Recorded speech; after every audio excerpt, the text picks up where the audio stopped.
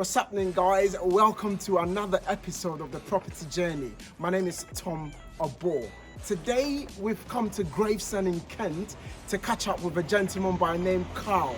Now, Carl purchased his first property in 2015 here in Gravesend.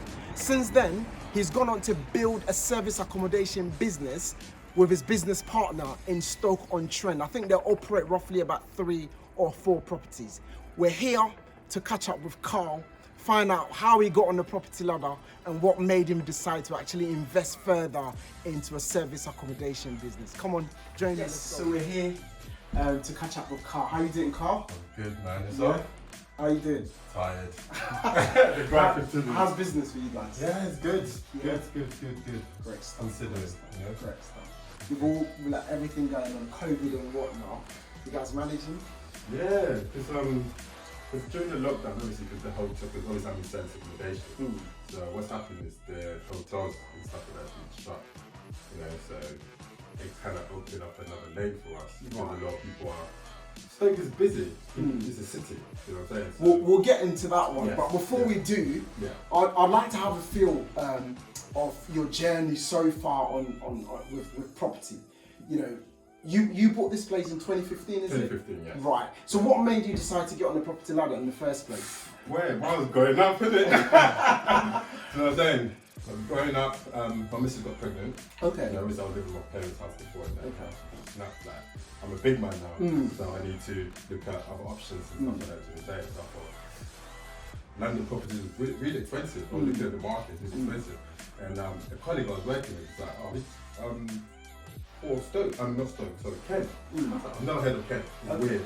No, sorry, I've heard of Kent, but not Gravesend. Okay. So I was like, oh, can you check with Gravesend? I said, oh, what's it, whatever. So I went on Rightmove, and I was like, oh wow, I was pleasantly surprised. The prices I was getting in London is a fraction of what the property here is. Wow. You know, what you can get in London for a flat, like a 1-bedroom flat, you get a 2-bedroom en suite with extra bathroom and stuff. So I thought, oh, it makes sense. It's a commute easy to London, 25 minutes with the train. Yeah. And luckily, because I work from home most of the time, or I travel to London, which is not far, 25 minutes, or I travel for work, so it's not a problem. You know what I'm saying? Obviously, I got considered the missus who worked in London, but then we found out that the train wasn't too bad. Like 40 minutes, you get to London. So we sat down and talked. We thought, okay, we can try it. Okay. So looking at the prices, that's one of the reasons why. And how I got into property was obviously that's one of the obviously I wanted to have a home for my family. Yeah. But in terms of investment, I think Homestead and Hammer. Oh, okay. Yes. Great. Yeah. In terms of securing this place, Yeah. I mean, what sort of tips would you give other people that are keen to get on the ladder? What are some of your tips in terms of saving up for a deposit? Is it for investment or for No, firstly, to live in somewhere to accommodate yourself. For me, it's always good to go to the area to look at. First of all, check your budget. Okay. You know, because I'm not saying people want to live in London, the city, the hub, or whatever. Just check your budget because sometimes it's not feasible. Do you know what I'm saying? So look at the neighbouring towns. You know, I've got loads of friends that who did the same like I did. When I was moving here, I was like, why are you moving here? Why are you're moving out the ends? But now, most of my friends are out the ends because they find out that you get more for your money. Unless you can afford London, that's fine. But check the neighbourhood. Check your finances because that's the most important thing. Because for me, there's nothing worse than securing a property and struggling to pay your monthly mortgage. That's correct. You know what I'm saying? That's so correct. always, that's the number one. You know, look at the property, come obviously do your visit, and then see if there's any potential in the property as well. Because that sometimes do help, and that, in my case, it did help me greatly. The word potential is exciting whenever it comes up in a conversation. So when you bought this place, were you thinking about potential of adding value, hence the reason why you picked this particular property, or it was just a straight one that you move in, all done up for you? Okay. It kind of fell into my lap kind of thing, you know. As I said, I wasn't too au fait with the property game. I was watching stuff. I hadn't done education and stuff like that, but I knew that I wanted a property to live in. Okay. So I was looking at stuff. In hindsight, I could have bought something that is a bit much cheaper that I can do up. Okay. Do you know what I'm saying? But I wasn't thinking, I thought I want something a bit decent or a bit done up already so I can move in straight away. But then when I moved in, when I got the property and I came around, it was livable. Okay. But then I thought, I want to add my own, little twist to it. Yeah. So I rented it out for a bit. I rented it out for like a year. Oh, okay, you did? Yeah, I did, yes. Oh, yes. so you didn't move in straight No, away? no, Oh, no, no, okay, no. okay. Yeah, when I came, I thought, it's alright, but you know when you want your own home, Yeah. you know, you want to put your own stamp to it, you want to do little things. I can show you some pictures before and after and stuff like that. So I rented it out. Obviously, once you pay your mortgage, the deposit, you know, there's no money in it. It's not even cool. So I rented it out for a year. Okay. So I still stayed at home. I was working, so I managed to save a bit more money. Fantastic. You know, because obviously the tenant here was paying the rent. You know, so I managed to save a bit more. Would you money. say that the rent the tenant was paying was way more than what you had to pay You know for mortgage? what? Funny enough, it wasn't. The reason why it wasn't, as I said, I was a bit of a rookie. Okay. Because all I wanted was somebody just to cover the rent, cover the mortgage, and I'm fine. Right. You know, so that's why it all comes, when obviously you're going to talk later, that's all comes about education and stuff like that. Because obviously I paid 10% to live in, so obviously it's higher. But if you pay the 25% and it's only interest only, then obviously it's a bit cheaper, and then you make more money. Right. So they just covered it. I think I made about £30 profit. Okay. But I thought, you know what? They're covering it. I had a time span. I thought, okay, when they live it for this amount, I live at home for a year. I can save this amount, and then I can put into the property and do it as how I wanted. I wanted to do that. Yeah. So would you say, have you done any work to this property since you bought it? Okay. Yes. What have you done so far, if you don't mind? We took everything out, like brick. Back to brick? Back to brick. Wow. Replastered. Wow. Ceiling, everything. You know, you have the little Artex or whatever it's called. Yeah. And that little chippy thing. Yeah. I've been dealing with that. So I took all of that, new radiators, everything. Okay. But as I said, it was livable, but I wanted my own twist to it, you know. And then downstairs we had just the WC, toilet bit. But I made a whole new bathroom. Okay. And the ensuite, I took everything out. I put my own ensuite. You know, did everything out. Literally everything in the house. Fantastic. Yeah. Now, with everything that you've done to the property, Yeah. let's go back. After doing it all up, would Yeah. you talk us through some numbers? So, how much did you pay for the property? Yeah. How much did it cost you on the refurb? Yeah. And then after doing it all up, what was the end value? Okay. When I bought it in 2015, Ken was cheap. Okay. You know, I got it for 171. Okay. It was on for It's a 2-bed, isn't it? It's a 2-bed, yes. I paid 171,000. Okay. Which was a fraction of what I was looking in London. In London. You know, Okay. so when I saw the number, I was like, this is real. I was like, what? Because it's like a little tiny box in London, like 230, 240. I was like, what? So I was like, no, I don't care. I'm jumping on it. I'm jumping on it. So I paid 171. It was on for 175, haggled a bit. Obviously, you never paid for the asking price. Yep. So I got it for 171.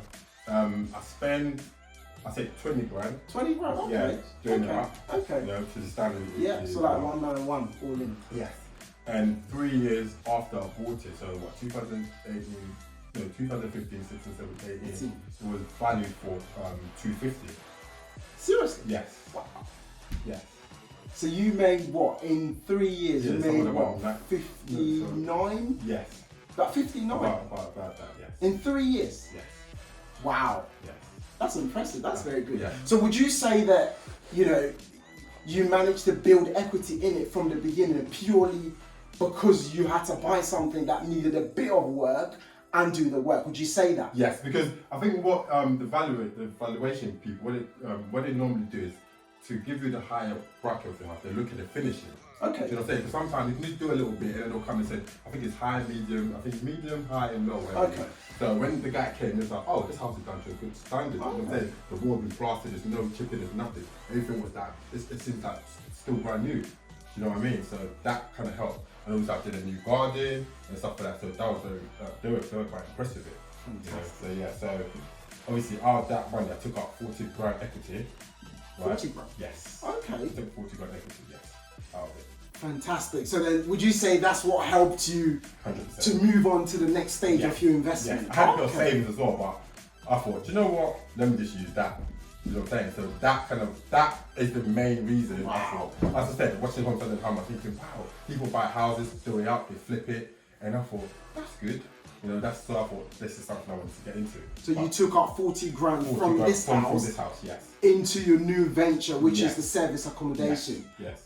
What do you call your business again? Is it Stay Whenever? Stay Whenever, as you can see. Stay Whenever. Stay Whenever. Okay. No, this shameless plug. and it's in Stoke-on-Trent. It's in Stoke-on-Trent. Your units are all in Stoke-on-Trent. Everything's in Stoke-on-Trent. Why Stoke though? Why did you choose Stoke? Okay, I read a book. It's called. Actually, before you talk about Stoke, Yeah. tell the viewers what is service accommodation, because someone's probably heard of it before, but they probably don't know. What's service accommodation? Service accommodation is basically a home away from a home. Okay. Right? Obviously, you go in a hotel. So normally when you get a hotel, what you get? One room with a little fridge, whatever in there. Everything is in one room, like a self-contained kind of thing. But with service accommodation, this house could be a service accommodation. Okay. You've got your own kitchen. You've got you've got a washing machine. You've got you've got anything. So it's literally a home away from a home. Okay. Yes. Okay. Yeah. And which is very profitable, because what people are doing now, say you're traveling with your family and it's about, or even with your friends, there's about 6, 7 of you. You have to get maybe, you said 2 sleeping in one room. So you need to get about 3 or 4 rooms. You know what I'm saying? So whilst in a service accommodation, you can get one. For the whole, like, whole house. Your one house. Right. You know, because some houses my house, for example, most of my houses can sleep 8 people. Okay. Yes. Okay. Yes. Okay. So let's talk about why you chose Stoke. Yes. To invest in service accommodation. As I said, I read a book by Samuel Leeds. It's Buy Low, Rent High. Okay. Okay. So and also before that, I went to training courses and stuff like that. That gave me the idea. So what we was taught in training is look for a city, you know, where it's very vibrant. There's a lot of people there, and also where the property is up and coming. Okay. Yes. So obviously there's Birmingham, there's other places as well, but it seems that Stoke is a bit untapped. Because a lot of people I went to the courses, they're doing it in Birmingham, some people in Manchester. That's where you got the Alton Towers, isn't it, Stoke? Yes, it's Stoke. Right, Alton Towers. Okay. But funny enough, when you got it, I didn't think Alton Towers was near Stoke. Oh, okay. Yeah, so as I said, I just fell into that as well. Fantastic. Yeah. Because initially, when we bought the property, I was going to do, what we did was, I bought a property, it's 95 grand, right? So it was a 3-bedroom with 2 separate, what do you call it? 2 separate rooms. Yeah. You know, so we just turned one of the reception rooms into a bedroom. Into a bedroom, So what we normally do is put a bed in there, get the valuer to come, to set up 4 bedroom. Oh, right, yes, right. Yes. Right, Yeah. fantastic. So that was the BRR. I used the BRR scheme. You did, so yes. Anyone that doesn't know about the BRR is you buy a property, so you buy it below market value. Most of the time, it has to be something that needs a bit of work doing. So it's most likely a property that, you know, it needs some work doing, and then you do the work and then you get the uplift in value. Then you can rent it out, and then you can approach a different lender. So you move from your existing lender to another lender if you bought it with a mortgage. But if you didn't and you bought it cash, then you don't need to. You just move to a new lender, and then you release as much of your equity out. So you did BRR with that one? Okay. Okay, and then talk us through some numbers on the first deal. Yes, we got a first deal for 95,000. Okay. A big house, massive. Cash or mortgage? Mortgage. Mortgage, okay. Yes, so 25% obviously, because we bought it through our company. Yep. So yes, but it needs a lot of work doing. It was old decor, everything was a bit old. I think it's an old person that lives there. So same thing, everything to brick, replaster, another bath, because we only had one bathroom which was en suite, and then downstairs had like a little just a cubicle. Yep. So we just pulled that out, another shower, another like en suite there, and we put 2 bathrooms in there, which it was valued. Because it's a business, once you refurbish and everything, you can go approach another lender within 6 months. Yep. So it came back to the 130. Okay. Yes. So you bought it for 95. 95. And then you spent I say around 15, 16. about 50. Okay. Okay. Yes. Okay. Yes. So you made what? 20 grand. 20 grand. 20 grand just after doing the work. Okay. Yes. So then again, we pulled out the equity. Yep. Yeah. So within 6 months, another property came on the market. Okay. And we went straight to it. Fantastic. And then you applied the same strategy again. But that one is quite funny because we got that one for 74 grand. It was 3-bedroom, 2 reception. That one needed nothing doing, like literally. Yeah. So we just put a bedroom into the reception room because it doesn't join to the kitchen. So it was separate. We didn't do nothing to it. We bought it in 2019. So a year and a half later, we got valued for 105. Literally did nothing to it. So you made 35 grand on that one, from 70 to 105? From 74 to 105. Okay, yes, wow. Yes. Wow. So we pulled like out. So then obviously when you put that equity, it's 75 to long value, so we pulled out about 11 grand. Okay. Without doing nothing to the Without property. doing anything. Nothing. But I mean, we didn't lift a finger, like nothing. So that was quite good. Do you get all of those deals? Do you get them quite often? because we got an alert on Rightmove, so when it pops up near my business partner, we just look, oh, what's this numbers like? We're just on it. They say it's all numbers game. It's all numbers game. With everything that you've done so far, I mean, refurbing this place, moving on to Stoke. How many properties you guys got now? 5. 5 Yeah. in Stoke. All in Stoke. Yeah. I'm sure that you would have done refurb on several ones, like you said. Yeah. Most property investors I know have had their fair share with builders. Yes. What's some of your experience? Do you know the funny thing is, we've never had a problem. Haven't with you? builder. No, it's weird because the builder that we got was recommended by a friend, so everything kind of went smooth. I said towards the end he had another job to do, so it was back and forth. But touch wood, even the new one, we've got another property. It's a free. That's a bargain. It's we got it for 113. It's a 3-bedroom with 3 reception. Okay. So we're taking to a 5-bedroom. Wow. So currently we're working on it. Okay. Yes. Okay. So we've got a builder recommended by my business partner's brother, and they're sound as well. So thank God we do not have a problem with the builder. I need contacts to your builders. I heard loads of horror stories. Yeah. But thank God we haven't. There's quite a lot of horror stories out there. Good. That's good. You guys have been lucky. Yeah. So what's the future outlook for you guys? Because at the moment, as I said, we got 5 now, right? So what we want to do, I think this year we're not going to buy any more houses. We're just gonna just one ongoing refurbishment, thinking up to maybe mid-Feb, early March. This is it needs a lot of work. Because initially we was going to turn into a HMO, but it costed too much. Too much. Yeah, we got to move the electric like 100 meters from here, and oh my God, the numbers they're quoting is ridiculous. And I think there's potential to make a lot of money, but then what you don't want to do is put into so much money that the return is not worth it. Yeah. So it's always, I think that's number one. When you get a property and it's not in a good condition and you get it for low, don't think, oh, I'm going to do it. I'm going to pump loads of money in there. Because some of the evaluators, they don't care. They don't come in and be like, okay, we're offering this amount. And you think you might get maybe, because we estimated when we do the house up, we go to 200k, so it's, I mean, you've got 70 grand profit, right? But the evaluator can come and say, 160. You know what I'm saying? So you've got to be smart with the numbers. You know, so if we want to turn it to the HMO, we're looking at 50 grand to spend on it. But if we want to leave it and maybe do like a bigger service accommodation with it, probably spend 50 to 20 grand. Okay. You know, and that I think we will get the same numbers when we refinance the property anyway. Okay. So I think we'll stick to that. You stick to that. Yes. Interesting. Yeah. Interesting. Would you guys stay in the service accommodation business, or are you think? Because some people evolve over time. They go into commercial conversion. They go into land development and things like that. Yes. What's eventually that's what we want to do, commercial.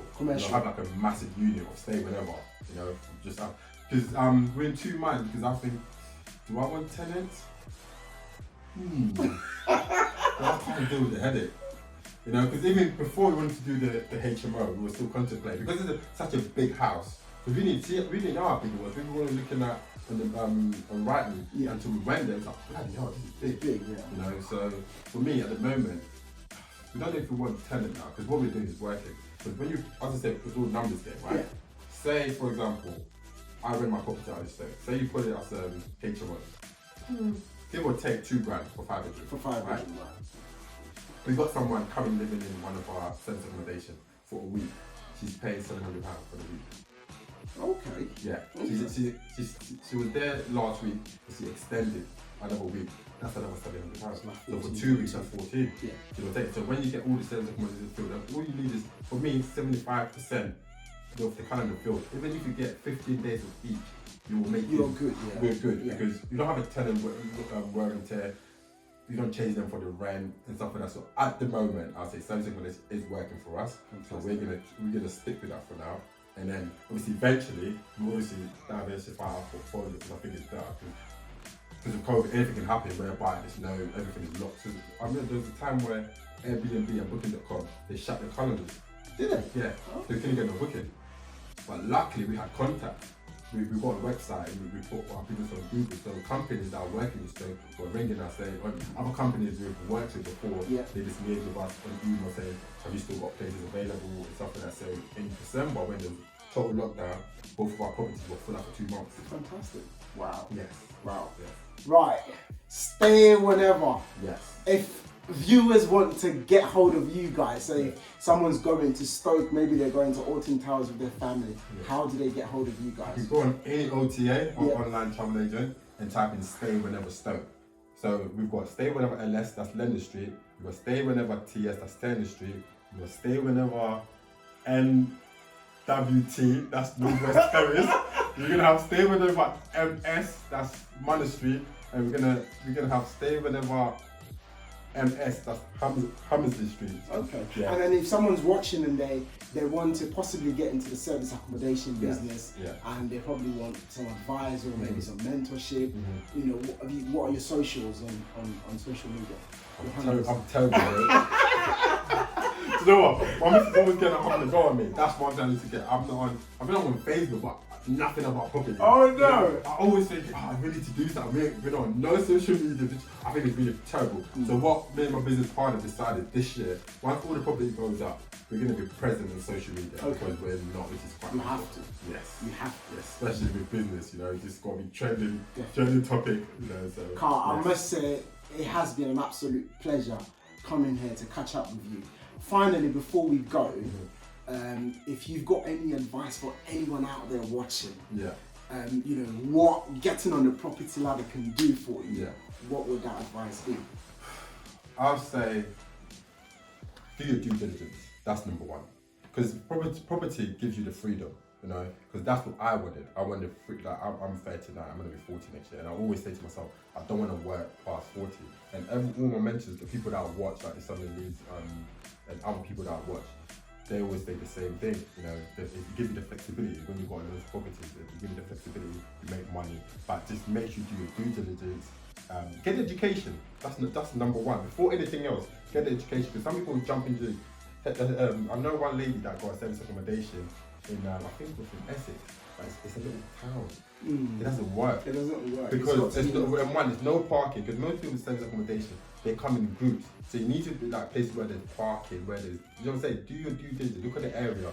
You know, don't jump, because people think, oh, you're making money, I'm gonna do the same thing. You know what I'm saying? Just get education, look at the area that you want to get into, and then just go for it. You know, if you haven't got the money for the education, there's free stuff online as well. And I know some people can't buy the properties, they are what's called rent to SA. You know, where you can rent from a landlord in terms of service accommodation, you do rent to rent, which I know a lot of people have done before. Rent to HMO. Rent to HMO. I ain't gonna pay for that.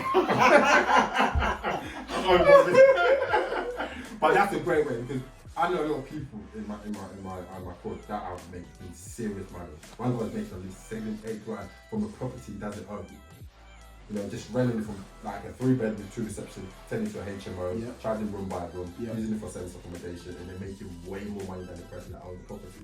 So eventually they're gonna have the money to buy their own place. So that's another way of getting into it. But if you don't have the capital to start. Thank you so much, Carl. And we wish you all the best in the business venture. Best of luck for the future.